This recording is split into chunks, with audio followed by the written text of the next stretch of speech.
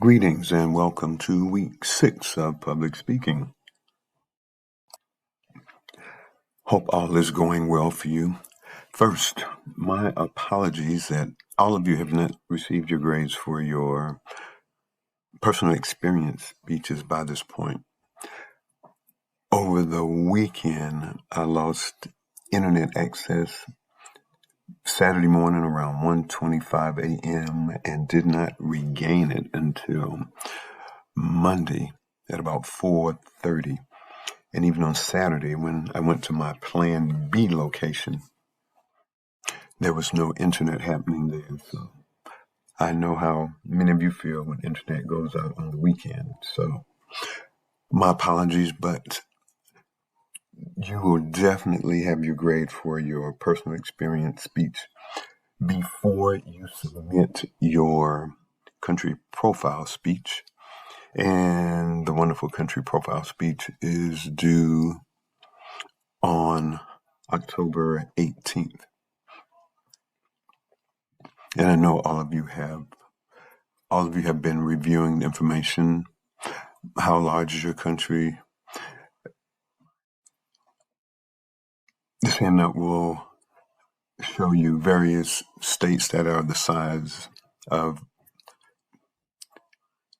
countries around the world. And again, if the country you plan to speak about is not included in this comparison, no worries. I think if you do an online search, you can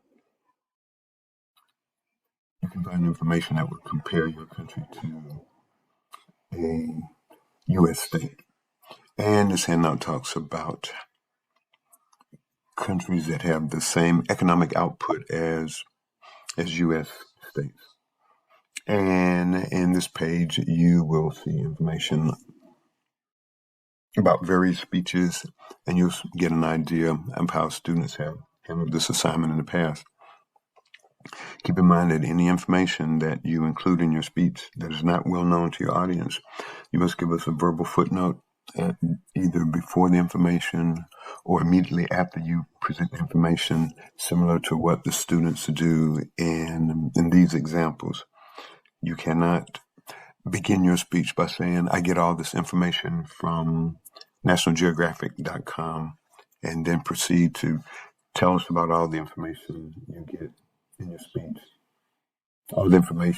Proceed to present all the information in your speech, nor can you present information in your speech and then end the speech with all this information came from nationalgeographic.com.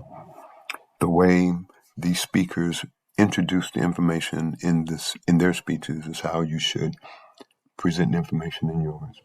Again, my apologies about the delay with the personal experience of speeches, but you will see those grades soon. And as always, if you have any questions about anything, reach out to me. You may contact me by calling the office. You may contact me by text or calling my cell phone. You can reach me by email. Or if you're on campus and want to have a chat, you can come by at any of these times. Those times are not workable for you, let me know, and we will make an appointment to meet. Again, thank you for your patience. Looking forward to connecting with you, and we will talk soon.